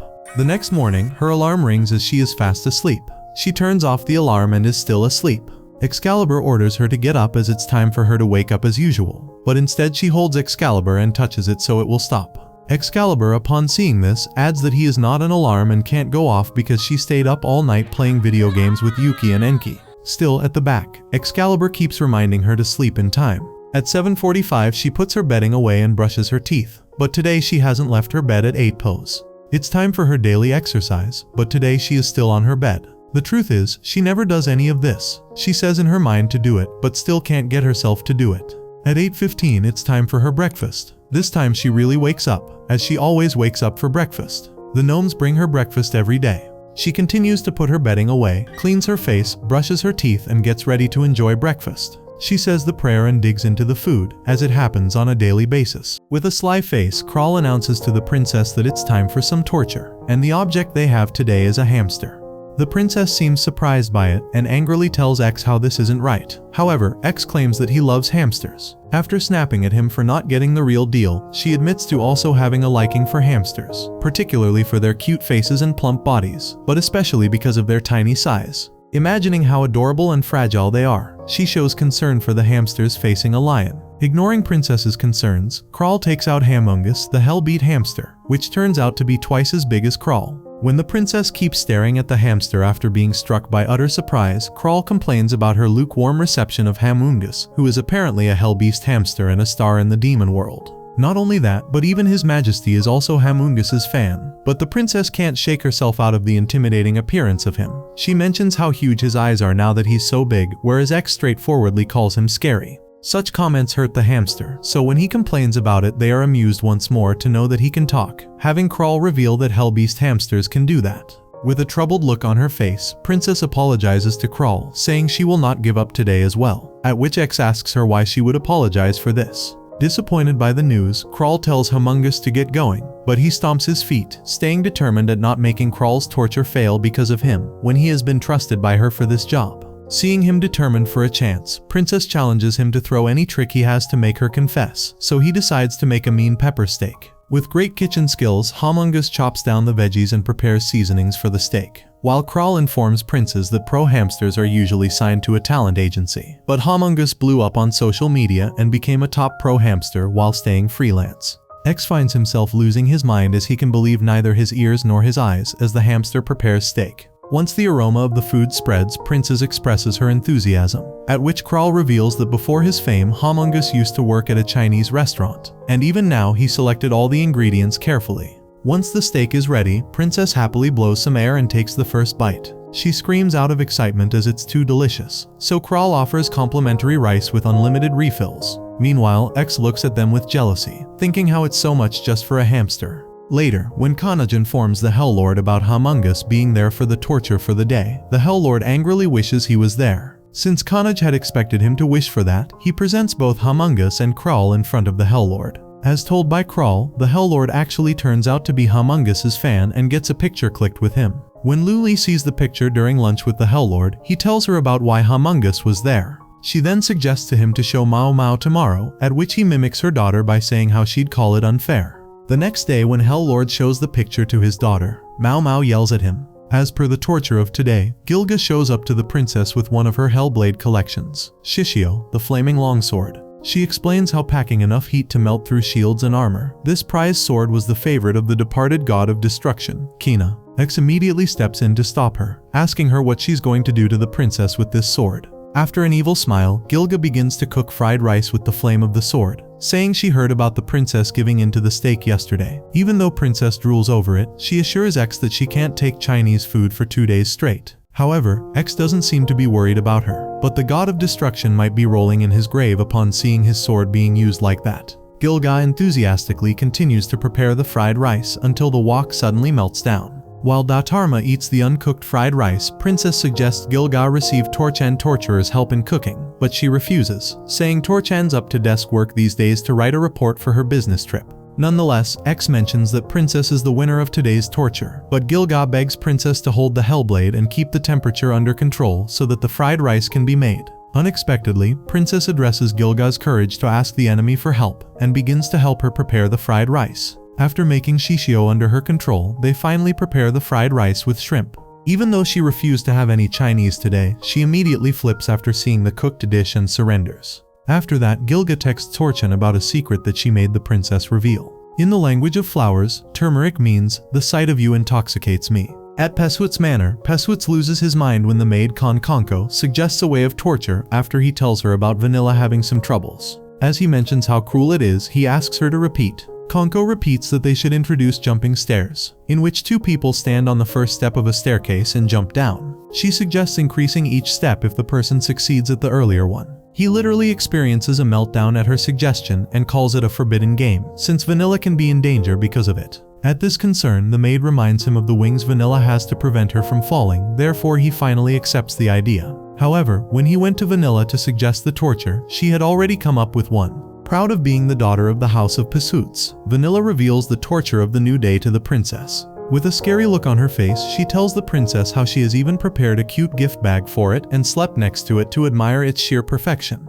With that said, she reaches for the gift bag, only to realize that she has forgotten it next to her pillow. Thinking about how much effort she put into preparing it, Vanilla rushes towards home. Meanwhile, Gilga makes the princess carry herself on the princess's back to look for Vanilla. When they see her wiping her tears and continuing to run to get back to the torture, Gilga and the princess decide to return and wait for Vanilla to get back. Once Vanilla has carried the torture from home, she reveals it in an evil manner, only for it to be packed in a very pretty gift bag, which melts both of their hearts. The princess happily opens the gift bag and takes out the cute pink teddy bear. Shyly, Vanilla reveals that it's hand-stitched by her, at which the princess claims that surrendering isn't enough for this and thanks Vanilla deeply. Later at night, Carnage reports to the Hell Lord about how Vanilla successfully made the princess yield, at which the Hell Lord states that he had expected exactly that from the daughter of Alioto. As for the information she obtained from the princess, she revealed that the princess's little sister sleeps with a stuffed animal every night, and somehow the Hell Lord approves it. The next day, Gilga shops for a new shirt from a new shop and enjoys the experience. However, she misread the price tag, and it turned out to cost her more than she could imagine.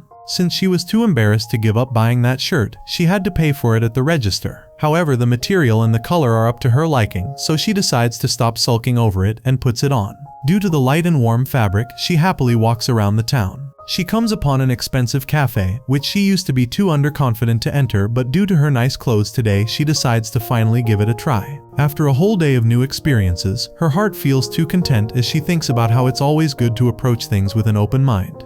Given that, she decides to buy the clothes she likes best from now on regardless of the price, and to take good care of them. Tortura is back in the cell with Japanese rice pilaf to torture the princess. Knowing this, the princess wants to know what kind of pilaf rice it is. Is it the classic 5-ingredient Japanese pilaf, a salmon and mushroom pilaf, or maybe a baby sardine and seaweed pilaf? Without answering her, Tortura opens the pot. However, all the amusement in the princess's eyes disappears when they all realize that Tortura forgot to turn on the rice cooker and the food is uncooked. Tortura is embarrassed. She never expected to make such a basic mistake. Thus, she quickly apologizes to the princess. Though our princess is the kindest person out there, considering that she assures Tortura that it is all right and tells her to feel free to use one of her cell sockets to cook it. Tortura isn't sure about this since if she starts the electric cooker right now, it will take at least 50 minutes for the food to be cooked. The princess doesn't mind it, as they can spend their time waiting having a nice one-on-one chat. X literally finds it a torturous wait. While waiting, the princess explains to Tortura that the other day Inky, Yuki and she were playing a fighting game. At first it was Yuki and the princess teaching Inky, but before they knew it, Inky was better than both of them.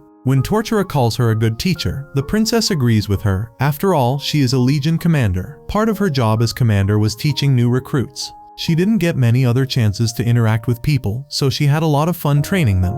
She'd also befriend the few girls she met who were her age. They used to have tea parties together. Tortura finds it lovely, and this is when she mentions that a new recruit has joined them recently, and it won't be for some time, but that recruit will be torturing her too. The princess is looking forward to it. Additionally, she feels great as Tortura, and she never really had a nice long talk like this before. Though this was a good opportunity, as the food is being prepared and they are gossiping at the same time. After a while, the hot piping food is ready. This time, the princess doesn't resist at all, and surrenders quietly since the food is way too tempting. Later on that night, after putting her phone on charge, the princess lies down feeling grateful that she got to talk to Tortura for such a long time, and even got to remember about the past because of that. She recalls that she used to keep a diary before she came here. Our princess is pretty sure she wrote in it the day she was captured. Just then, X senses tension spreading across His Highness's face. She is scared. Did she put her diary away or not? She hopes she put it back in the drawer and locked it up. However, she is not sure at all. Stressed, the princess abruptly sits up, leaving X worried for her.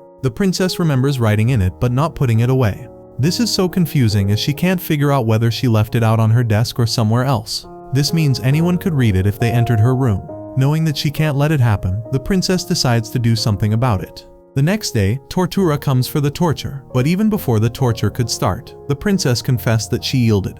X is confused. Tortura hasn't brought anything out yet. She states that they need to go to the castle's west tower on the 4th floor. The room at the very end is the weak point, so it should be burned down. Clearly, she wants her room destroyed. Our Bladehead interrupts, suggesting she follow the proper surrender etiquette. Tortura can sense that there is some particular reason because of which the princess is surrendering, so she asks her about it. Not having much of a choice, the princess explains the whole scenario to them. Our princess is willing to do anything in order to be safe from the humiliation, even though she isn't sure if the diary was out in the room or in the drawer. Whatever the case is, she cannot get the idea out of her head that someone might read it. Thus, she wants Tortura to burn the castle down. Tortura doesn't find this option practical, so she assures the worried princess that she can see if Our Highness is allowed to temporarily return. Still, the princess is trying to remember what she did with the diary. In that instant, Tortura asks if by diary she means a book with the Royal Empire's emblem on it. It was in her possessions. Just then, the princess recalls she put it in her bag since they were setting out on a long expedition, and then she was captured, which means it is in Hellhorde's custody now. After getting to know this, our princess is relaxed, because if that were not the case, this woman would pass out foaming at the mouth. Right away, a smirk appears on Tortura's face, as she admits that when she first read it, she thought it was a poetry collection since it was so romantic. The princess is taken aback. She is literally speechless at this point, as if she saw a ghost. Seeing her expression, Tortura panics and tries to clarify that she had to go through all of her belongings with their intelligence unit. Without any warning, the princess starts shaking. It looks like she is possessed or having a seizure. Instantly, she collapses on the ground. The torture was called off, so Kanaj brings the unused ankake sauce over fried rice for the Hell Lord. After having a bite, the Hell Lord pities the princess, as she didn't get the chance to have it. This meal is heavenly tasty. At Inky's place, she is busy picking out a movie, considering that it is her duty today to torture the princess and stop the movie when the plot gets interesting. Luki suggests she goes with her own favorite movie. Though Inky is scared, she can't bear it if someone rejects her liking, thus she doesn't want to pick her favorite movie. However, Yuki believes that it is an amazing feeling when someone loves the things you do, and besides, the princess is a movie buff, so she should give it a try. That day, Inky arrives at the cell nervously, and as they watch the movie, she is pretty anxious. By the end of the movie, the princess squeals as the movie was so good. She can't stop talking about the plot and the particular scenes, thus they decide to rewatch it. Later on, Yuki gets to know about all of this, and she is glad that things went positively. Just then, Tortura runs into them, asking Inku about today's torture. Judging by her expressions, she understood that it was so much fun that she forgot to ask. The princess is busy binge-watching a show she borrowed from Inky. She finds it so amazing as it is full of cliffhangers. Just as she is about to watch another episode, she realizes that the next part is missing. Out of nowhere, Inky enters the cell again with Yuki, noticing that the princess watched the foreign drama she recommended. It was part of her torture. She wanted the princess to be invested in the drama and vanish in the next volumes. Inky announces that in order to watch the rest of the drama, the princess needs to tell a secret. The princess is annoyed, calling their friendship fake. However, Inky assures her that their bond is true, but her job is also important to her. At that moment, the princess is tempted to confess, but she reminds herself that she is a Legion commander and she can watch the rest of the show after getting out of this place. To make things worse for her, Inky gives a spoiler to the princess about her favorite character of that drama. The process is panicking, wanting Inky to stop rattling off what sounds like key phrases. Alternatively, Yuki keeps motivating Inky, as she can see that the torture is working. The princess is going crazy. She can't stop her brain from using the phrases to connect the dots. Poor X tells His Highness to calm down. However, when Inky steps forward and keeps spilling the spoilers, the princess ends up confessing. That night, Inky, Yuki, and the princess completed the drama. Happy tears streamed down our princess's face as her favorite character got the happy ending. On the flip side, Kanej hands Hell Lord a horror movie, suggesting he watch it. This softie by heart literally decides to take a bath first, as he will be too scared to shower after watching the creepy stuff. In contrast, Sakura went outside with Tortura to get some torture devices. Now she is helping her to make pancakes. Sakura has no idea how to make these, so Tortura keeps guiding her, and they turn out scrumptious for the Tortura. When Tortura takes them to the princess's cell, at first she acts all tough, but the moment she notices the details of the pancakes, she can't resist and confesses as usual. Tortura informs Sakura that the pancakes she made were devoured by the torture target immediately, as TB were so tasty. These words make Sakura rejoice. Mao Mao is fast asleep in her room, gently clutching her balloon as if it were the most precious treasure in the world. In another part of the castle, the Hell Lord sits before a glowing television, laughing to himself. Hearing his laughter echo through the halls, Lulun approaches and asks whether he is watching reincarnated in another world as a skilled demon lord. I lead a cheat slow life while raising a villainous. Oops, I did it again. Without taking his eyes off the screen, the Hell Lord corrects her, pointing out that she forgot the oops I did it again portion of the title. Lulun sighs and replies that she was close enough. She then asks if she should wake Mao Mao at the usual time in the morning. He answers with a simple yes. Lulun wishes him good night and heads to bed. The Hell Lord returns the wish, smiling mischievously as he continues watching. The next morning, Mao Mao is at the prison for the scheduled torture session. The moment she cheerfully informs the princess that it is time for torture, the princess jokingly surrenders on the spot. Excalibur is horrified and shouts at her to stop setting new surrender records for the enemy. Mao Mao rummages through her bag to retrieve today's torture tool. Instead of something terrifying, she pulls out a balloon. Today's torture, she declares proudly, will be balloon art. She explains that when her Mao Mao makes balloon creations, she enjoys it very much, so she thought the princess might enjoy it too. Excalibur immediately protests, declaring that the princess has seen expert balloon artists and would never confess over something as trivial as balloon art. Yet when he glances at Her Majesty, he is stunned to see her blushing and smiling, already imagining what she might confess. Mao Mao begins twisting the balloon, but halfway through she freezes. Her hands tremble. She admits that she is too scared to twist it further because it might explode. Tears begin to well up in her eyes. Seeing Mao Mao on the verge of crying, the princess grows flustered and heated. She assures Mao Mao that even if the balloon is twisted, the extra air inside will prevent it from popping.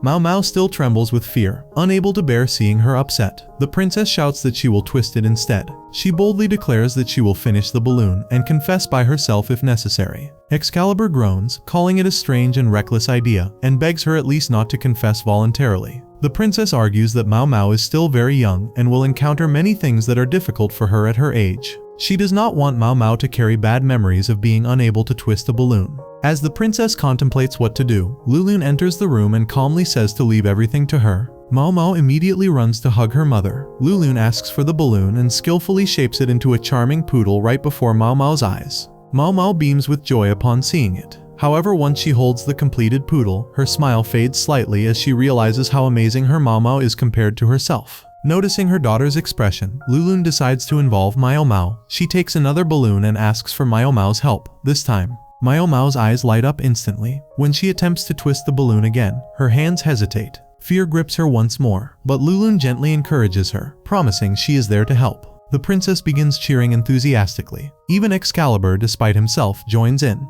Motivated by everyone's support, Mao Mao finally twists the balloon. It does not pop. She has done it. Everyone celebrates her small but meaningful victory. With Lulun's guidance, she continues folding and twisting until the balloon becomes a flower. When asked what to make next, Mao Mao eagerly suggests a teddy bear. Lulun explains that a teddy bear is more complicated and asks for her help again. Mao Mao excitedly invites the princess to join them, and Her Majesty happily agrees. The torture session turns into a scene of laughter and warmth. Later, Kanaj reports to the Hell Lord that Mao Mao conducted the torture session but forgot to extract any secrets because the princess joined her in balloon art, and they all enjoyed themselves. As the Hell Lord begins to respond, a sudden sharp pain shoots through his mouth. He drops to his knees in agony. Kanaj anxiously asks if he is alright. After examination, it is announced before the council that the Hell Lord is suffering from a mouth ulcer. Shock spreads across the chamber. His teeth can crush steel. His strength is unmatched, yet a tiny ulcer has brought him to his knees. Healing magic is considered but dismissed, as it could worsen the condition.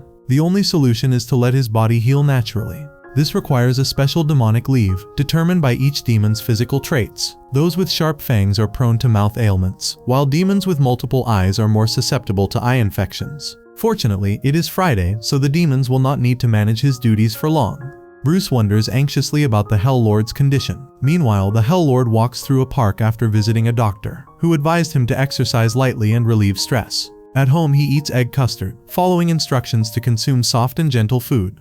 Mao Mao returns from school and is delighted to see her father home early. She asks him to play, but he gently refuses, promising they will play once he feels better. She accepts this and decides to help him recover. They brush their teeth carefully and rest well together. By Saturday, the ulcer appears healed. They begin playing with balloon poodles, mimicking barking sounds. Suddenly, the pain strikes again. Mao Mao asks if something is wrong, but he hides it. Lulu notices and suggests drawing instead of balloon play. Mao Mao draws a bus. The Hell Lord draws another bus upside down, folds the paper cleverly, and animates it with his hands. Mao Mao giggles with delight and adds passengers inside. She draws a mountain and cuts a tunnel for the vehicles. Impressed by her creativity, the Hell Lord proudly declares her worthy of being his daughter. Lulun joins in, drawing Mao Mao herself. Soon, Mao Mao envisions an entire town and begins designing it. Her father eagerly supports the idea. Bruce calls, concerned about the ulcer. The Hell Lord assures him the pain has subsided and casually mentions he is building a town where every desire can be fulfilled.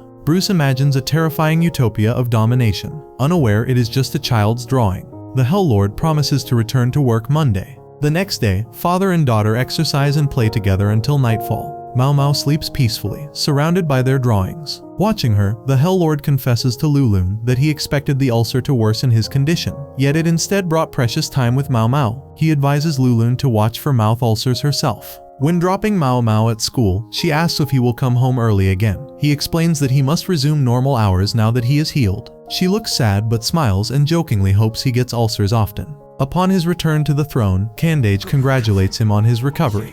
Meanwhile, another torture session begins. The princess pretends bravado, but when she hears of the Hell Lord's recent illness, she shows concern, much to Excalibur's frustration. Later, while boasting about her exercise routine, the princess suddenly cries out in pain from her eye. Torture examines her and diagnoses Jinx's eye, an inflammation of the eyelid. Eye drops are offered, but the princess admits she is afraid of them, comparing them to holding a gun and pulling the trigger. Excalibur is baffled. Torture gently administers the drops herself. The princess keeps her eyes closed as instructed and feels a soothing sensation. Grateful, she nearly reveals a secret, but is reminded that kindness does not count as torture. She later confesses during a proper session about a recurring army pattern, though the Hell Lord is more intrigued by her fear of eye drops. The following morning, Torture checks her fever, which has improved. On her day off, she rests, warms frozen udon, avoids chili sauce for her stomach, yet cannot resist eating shrimp tempura despite hesitation. She drinks water, hopes her stomach stays calm, thanks God for the meal, and spends the rest of the day resting. By the next morning, she feels completely better. Tortura is ready to make the torture implement, while Sakura is excited to learn it from her. Looking at Tortura, she follows the steps, like forming a claw with her left hand and cutting the carrots into 1 centimeter rounds. Just then, Tortura asks if Sakura has ever considered applying to become a pain patient in the near future. Her training period is about to end, so Tortura thinks it is the perfect time. Sakura is unsure, as she is not a demon, so does she even stand a chance of getting in? Tortura has seen her working hard, thus she suggests Sakura doesn't need to fret so much. To become a paid private, she simply has to submit the form with all the required fields. Additionally, the application requires that she write down a torture she is proficient in. There is one torture Sakura always wanted to try. Before filling out the form, she wants to try out the torture and make Tortura her first torture victim. Therefore, she asks if Tortura is free tomorrow morning. That night, at Sakura's apartment, she recalls how she always obeyed others and never did anything by herself. The only thing she knew was assassination, and all she could do was make people suffer. She never imagined she could be cut out to entertain them through torture. However, after learning about torture from Tortura, she made her realize all the different things Sakura was capable of doing. The next morning, in the cell, Sakura is wearing a clown outfit, while Tortura stares at her blankly. Sakura is going to torture her with her street performance. As soon as the performance started, Sakura threw an apple in the air, and she is keeping the apple there by throwing knives she is juggling at it while peeling it at the same time. Tortura is awestruck by this sight, loving the performance. Then she places the peeled apple on Dematra's head. Walking backwards, she aims her knife and directly strikes the apple with it. Tortura rejoiced. She found it so entertaining and praised Sakura a lot. Just like that, Sakura's pain-related private application was submitted. On the other hand, Crawl comes into the princess's cell and informs her that her torture has been cancelled. Earlier, Crawl asked the princess about any animal that hasn't shown up in a torture yet. Excited, the princess revealed that penguins have never been here. Therefore, Crawl asked a penguin she knows to come all the way here for today's torture. But they have been having a nasty heat wave in Hellholm, so he cannot make it, considering that Hellbeast penguins don't do well in heat. X is shocked after knowing that His Highness not only likes hamsters but penguins as well. She loves the way they waddle, their cute little heads and everything. She fell in love with them at a penguin show she saw at the aquarium as a kid. She recalls how she cheered for them when they messed up, and how adorably they shuffle to and fro. Crawl reveals that Penguin could not make it, yet he is the Northern Demon World Aquarium star. She promises to have him come some other time when it is cooler. Just then their attention shifts when an unfamiliar voice echoes in the cell. It is the Hellbeast penguin, Benjamin. This cute penguin has literally come all the way, facing the heat wave, covered in sweat. Crawl is shocked to see him, but still, Benjamin can literally cross any hurdle for his friends in need. Now they are all ready for the Benjamin show. Moments later, Benjamin is showing tricks to our princess like sliding off a slide and catching props. However, he gets out of breath, but he doesn't care. He is not ready to stop in the middle of the performance. Even if he dies here on the stage, then so be it. With that, our penguin is going for the hurdle jump. Once he successfully crosses the hurdle, Crawl cheers for him, though the princess is looking at them quietly. To get the feedback, they both turn towards her and want to know what she thinks of Benjamin's show. Hesitantly, the princess admits that this is not what she expected. She wasn't really impressed. Still, she ends up confessing anyway, as she felt bad. On their way out, Benjamin and Crawl run into Humungus. Both of them are pals, as they worked at the same Chinese restaurants before they got their big break. To spend some time together, Humungus prepares his special pepper steak for the guest. However, Benjamin cannot eat pepper steak on account of being a penguin and all. Therefore, Humungus offers both the plates to Crawl. At first, Crawl is hesitant, as 2 plates is too much, but she is unable to refuse. Thus, she ends up eating it. At the same time, Benjamin goes into the kitchen and shows his famous skills of making fried rice. As soon as Crawl is done eating the steak, the penguin realizes that Humungus cannot eat fried rice. This makes Crawl realize that they will now make her eat this fried rice as well.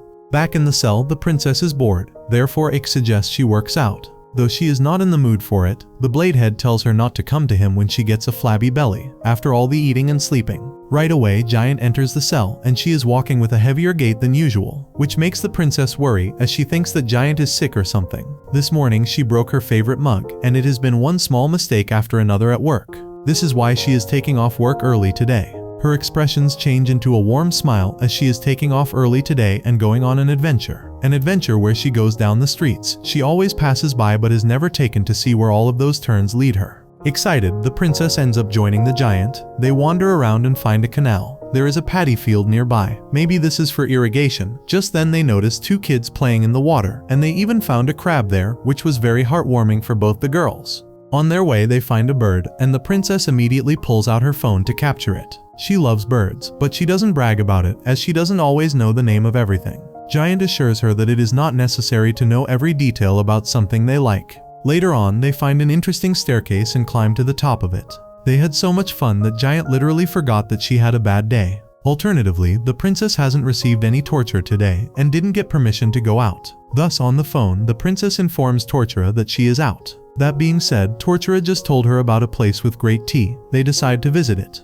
The next day, when Tortura visits the cell, she finds a small bird instead of the princess. Basically, an experimental spell went haywire, turning the princess into a bird. Tortura assures X that they are looking into this matter, but they have yet to determine the cause. My X feels bad that she cannot even talk properly. Then he gets an idea in his mind. Maybe it is better this way. She won't be able to reveal any secrets. The Blade doesn't understand why she turned into a bird. Hence, Tortura explains that she is fond of birds, and even at yesterday's outing, she took a picture of the bird and sent it to her. X was not aware about it, so he feels left out. At the same time, Tortura brings food for the bird. At this point, the princess is practically a pet. To their surprise, the princess is literally revealing secrets for some reason. She can hardly be considered aware and is acting mostly by instinct. X panics because at this rate, she could turn into an endless surrender machine. Tortura assures X to not worry, she won't report any information gained outside of a torture session. In that instant, the bird demands something sweet. When Tortura refuses it, the princess's craving breaks the spell and she returns to her original self. However, only her boy returned to normal. Her face is still that of a bird. Not caring, the princess enjoys her sweet dish. This transformation happens so she could have a digestive system that can process the sweet dish, which means that if Tortura offers her food that a bird's head cannot eat, her face will transform into its original form. Upon thinking, Tortura brings a rice cracker in front of the princess. Triggered, once again, the princess starts to get transformed, and now her face is turned into a smartphone emoji. Happily, she eats the rice cracker while Tortura and X decide to wait for the Hell Horde to figure out what should happen. At the Demon World's restaurant, Sakura meets Tortura. She wanted to ask her some questions. This is why they are here. Now they are solving the spot the difference puzzle before the food arrives. They're so busy with it that night has fallen, yet they still feel the urge to finish the game by finding the last difference. Impatient, Sakura decides to Google it. Still, Tortura stops her, not ready to give up. Tortura's habit of never giving up no matter what happens always impresses Sakura. Thus, she decides to help her companion with the puzzle. Just before closing time, Tortura and Sakura found all of the differences. That concludes the anime recap. As always, if you enjoyed, let me know down below and I'm out.